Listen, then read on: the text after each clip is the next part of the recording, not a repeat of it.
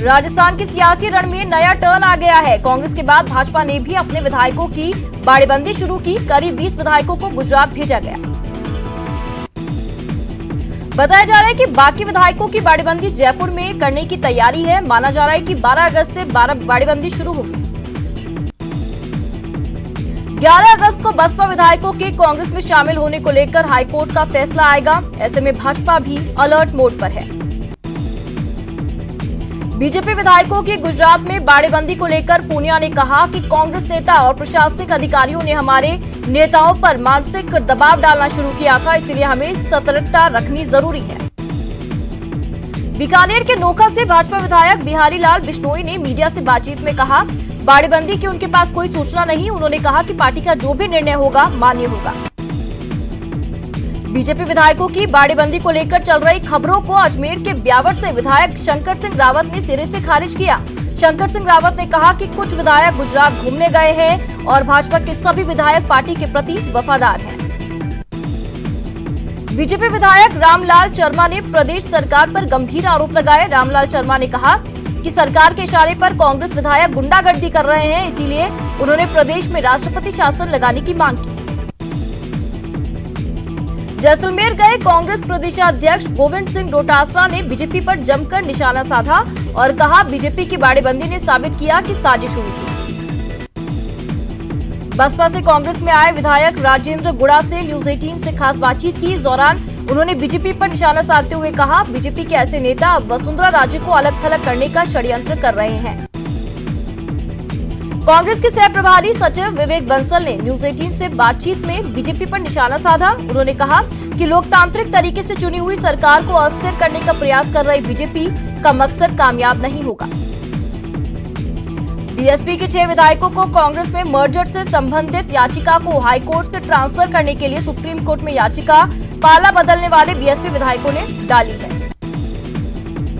सुशांत सिंह राजपूत की मौत के मामले में मुंबई पुलिस ने सुप्रीम कोर्ट में अपना जवाब दाखिल किया, जिसमें कहा गया है कि सीबीआई को मामले में बिहार सरकार के अनुरोध पर एफआईआर दर्ज नहीं करनी चाहिए थी। प्रधानमंत्री नरेंद्र मोदी आज अंडमान और निकोबार के बीजेपी कार्यकर्ताओं से वीडियो कॉन्फ्रेंसिंग के जरिए बात करेंगे।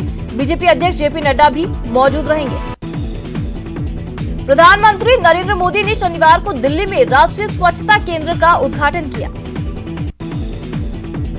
केंद्रीय मंत्री अर्जुन राम मेघवाल कोरोना वायरस से संक्रमित पाए गए। उन्हें एम्स के ट्रॉमा सेंटर में भर्ती करवाया गया। बॉलीवुड अभिनेता संजय दत्त की तबीयत बिगड़ गई है, जिसके बाद उन्हें लीलावती अस्पताल में भर्ती किया गया। संजय दत्त को सांस लेने में तकलीफ महसूस हो रही है, हालांकि उनका कोरोना टेस्ट नेगेटिव आया है। दिल्ली में 74वें स्वतंत्रता समारोह की तैयारियां शुरू हो चुकी है। दिल्ली के लाल किले में सेना के बैंड ने प्रस्तुति दी। केंद्रीय मंत्री कैलाश चौधरी भी संक्रमित पाए गए हैं। चौधरी को जोधपुर एम्स में भर्ती करवाया गया। प्रदेश में कोरोना मरीजों का आंकड़ा 21 लाख के पार हुआ। 24 घंटे में 65,156 लोग कोरोना पॉजिटिव पाए गए। देश में संक्रमण के चलते मरने वालों का आंकड़ा 43,000 के पार हो गया। पिछले 24 घंटे में 875 लोगों ने जान गंवाई। राजस्थान में पिछले 24 घंटों में 1,171 नए केस सामने आए, जबकि 11 मरीजों की मौत हुई। इसके साथ ही राज्य में मरीजों का आंकड़ा 51,328 हो गया। राज्य में अब तक 17 लाख से ज्यादा सैंपल जांचे जा चुके हैं। इनमें कुल 51,328 पॉजिटिव मिले हैं। 37,163 लोग रिकवर हो चुके हैं। सीएम गहलोत ने कोरोना की समीक्षा की। इस दौरान सीएम ने आरटी-पीसीआर से कोरोना जांच के निर्देश दिए। प्रतापगढ़ में कोरोना संक्रमण तेजी से बढ़ता जा रहा है। बीते 24 घंटे में 880 नमूनों की जांच रिपोर्ट में 5 लोगों में संक्रमण की पुष्टि हुई। 875 की रिपोर्ट नेगेटिव आई। सवाई माधोपुर में कोरोना संक्रमण तेजी के साथ फैल रहा है, जिसके चलते एक बार फिर से एक साथ 25 कोरोना संक्रमित रोगी पाए गए। कोटा में 14 मरीजों को रिकवर होने पर डिस्चार्ज किया गया, जबकि 6 मरीजों को होम क्वारंटीन किया गया। कोटा में कोरोना रिपोर्ट में 40 और मरीजों की जांच रिपोर्ट पॉजिटिव आने के बाद चिकित्सा विभाग की चिंताएं लगातार बढ़ रही हैं। केंद्रीय मंत्री कैलाश चौधरी के कोरोना पॉजिटिव आने पर कैबिनेट मंत्री सालेह मोहम्मद ने कैलाश चौधरी के जल्द स्वस्थ होने की कामना की। केंद्रीय मंत्री अर्जुन राम मेघवाल भी कोरोना की चपेट में आ गए हैं। अर्जुन राम मेघवाल के गले में इन्फेक्शन हो गया था, जिसके बाद वो दिल्ली के एम्स अस्पताल में भर्ती हुए थे। भरतपुर में बढ़ रहे कोरोना वायरस संक्रमण को लेकर कलेक्टर ने 2 दिन के लिए संपूर्ण लॉकडाउन के आदेश जारी किए, जिसके चलते बाजार पूरी तरह से बंद है। जयपुर एयरपोर्ट से 8 अगस्त को एक बार फिर 6 से ज्यादा फ्लाइट्स रद्द हुई। 24 फ्लाइट्स के स्केड्यूल में से सिर्फ 15 फ्लाइट्स ने उड़ान भरी और 9 फ्लाइट्स रद्द रही। वंदे भारत मिशन के तहत 13 अगस्त तक 7 अतिरिक्त उड़ानों से प्रवासी राजस्थानी जयपुर पहुंचेंगे। शनिवार को जयपुर में दोहा और शारजाह से एक उड़ान में 253 प्रवासी राजस्थानी जयपुर पहुंचे। ब्रेक के बाद स्वागत है और चलिए फटाफट खबरों के सिलसिले को आगे बढ़ाते हैं। बिहार के सीतामढ़ी के रुन्नी सैदपुर में अपराधियों ने एक शख्स को गोली मारी। ग्रामीणों ने आरोपी को पकड़कर पुलिस के हवाले किया। बिहार के धुरैया में जुआ खेलने के दौरान पैसों के लेन देन को लेकर फायरिंग हुई। आरोपी शख्स गिरफ्तार कर लिया गया। बिहार के औरंगाबाद के मुफस्सिल इलाके में हॉरर किलिंग का एक सनसनीखेज मामला सामने आया। प्रेम प्रसंग में डबल मर्डर से सनसनी मच गई। बिहार के दरभंगा के रयाम में 13 साल के मासूम की निर्मम हत्या कर दी गई। घर से कुछ ही दूरी पर बच्चे का शव मिला। बिहार के वैशाली के भगवानपुर में जमीनी विवाद को लेकर चाकूबाजी हुई। चाकूबाजी का लाइव वीडियो वायरल हुआ।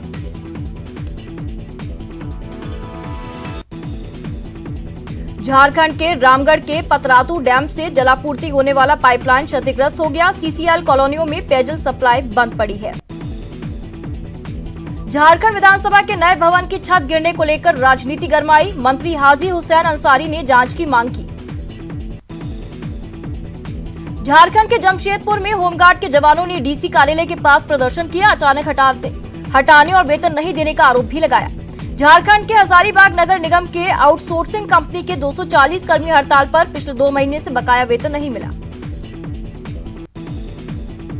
एमपी के बड़वानी में युवक पिटाई के मामले को लेकर इंदौर आईजी विवेक शर्मा ने घटना की जानकारी ली। पुलिसकर्मियों के बयान लिए। बहुत जल्द जांच पूरी कर रिपोर्ट प्रस्तुत की जाएगी। एमपी के सतना में बीच सड़क पर मारपीट हुई। सामान बेचने को लेकर विवाद हुआ। सीसीटीवी कैमरे में पूरी वारदात कैद हुई। एमपी के रतलाम में दुकान खाली कराने के लिए मारपीट हुई। केमिस्ट पर 6 बदमाशों ने हमला बोला। मारपीट की वारदात सीसीटीवी में कैद। बदमाशों ने दुकान का सामान अस्त व्यस्त किया। एमपी के हरदा में मानवता एक बार फिर शर्मसार हुई। एक दिन के नवजात की गला काटकर हत्या करने का प्रयास। पुलिस आरोपी की तलाश में जुटी। एमपी के भिंड में विवाद में 4 लोगों की मौत। पिता ने 3 बेटियों सहित कुएं में लगाई छलांग। पिता राजेश रजक समेत तीनों बेटियों की मौत। शुक्रवार को पति पत्नी के बीच झगड़ा हुआ था। एमपी के रीवा में पेट्रोल बम से विस्फोट। शरारती तत्वों ने फेंका पेट्रोल बम। सीसीटीवी में कैद घटना। पुलिस ने अज्ञात के खिलाफ मामला दर्ज किया। जयपुर में सीएम अशोक गहलोत वीसी के जरिए पीडब्ल्यूडी की समीक्षा की, जहां सीएम ने सड़क प्रोजेक्ट, सड़कों की स्थिति सहित विभाग के कामकाज की समीक्षा की। सीएम अशोक गहलोत ने पीडब्ल्यूडी अधिकारियों को निर्देश दिए कि सर्वाधिक खराब सड़कों की मरम्मत कार्य सर्वोच्च प्राथमिकता के आधार पर की जाए। सीएम ने कहा कि ऐसा सिस्टम तैयार किया जाए कि हर साल सर्वे कर उन सड़कों की सूची बने जिनकी मरम्मत की तत्काल आवश्यकता हो और उन कार्यों को प्राथमिकता से लिया भी जाए। जालौर पुलिस ने बड़ी कार्रवाई करते हुए 40,000 नकली नोट बरामद किए। जालौर दुर्ग से एक संत के कमरे से नकली नोट की खेप बरामद हुई। जयपुर हेरिटेज नगर निगम की लापरवाही सामने आई, जहां 4 दीवारी इलाके में एक बार फिर जर्जर मकान ढह गया। गनीमत रही कि मकान खाली था और इसमें कोई हताहत नहीं हुआ।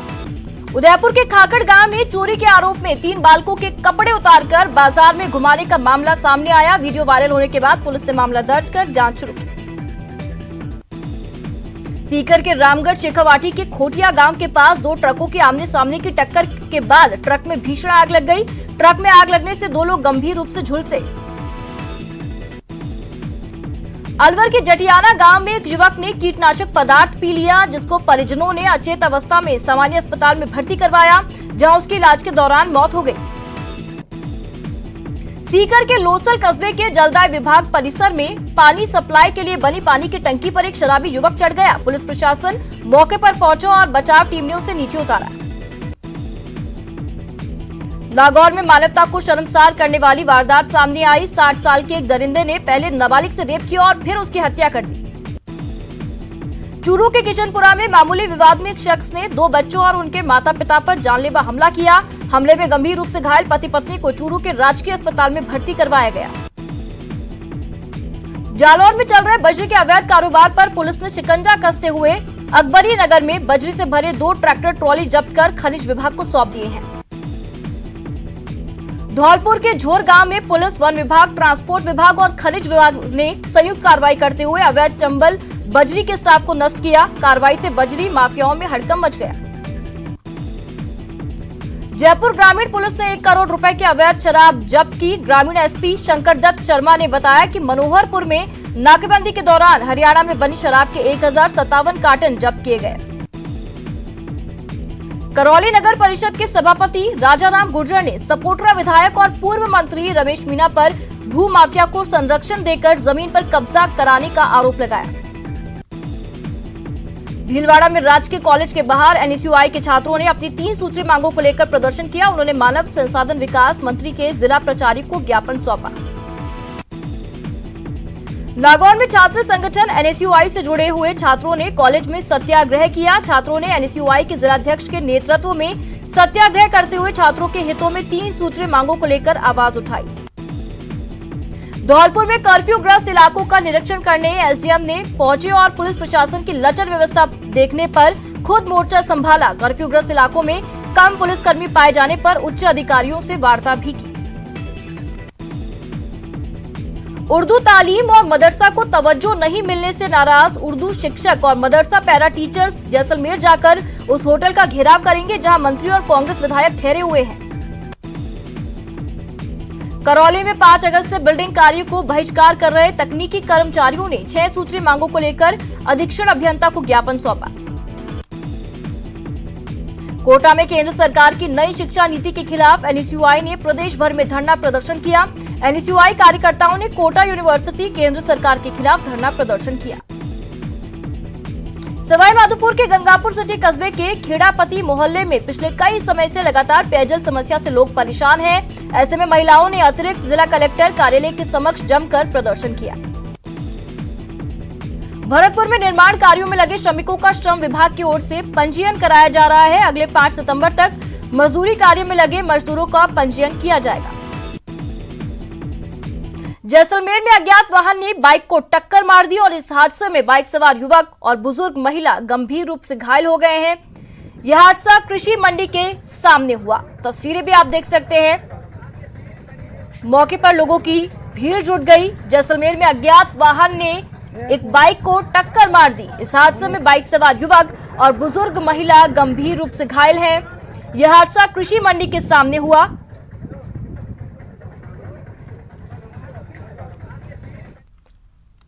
तो वहीं दौसा में करंट से डंपर चालक की मौत और उसके बाद हुए हंगामे के मामले में पुलिस ने किसान नेता हिम्मत सिंह गुर्जर सहित 80 लोगों के खिलाफ केस दर्ज कर लिया है।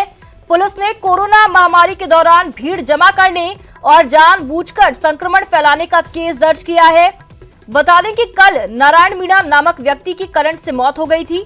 इसके बाद करीब 10 घंटे तक सड़क मार्ग जाम रहा था।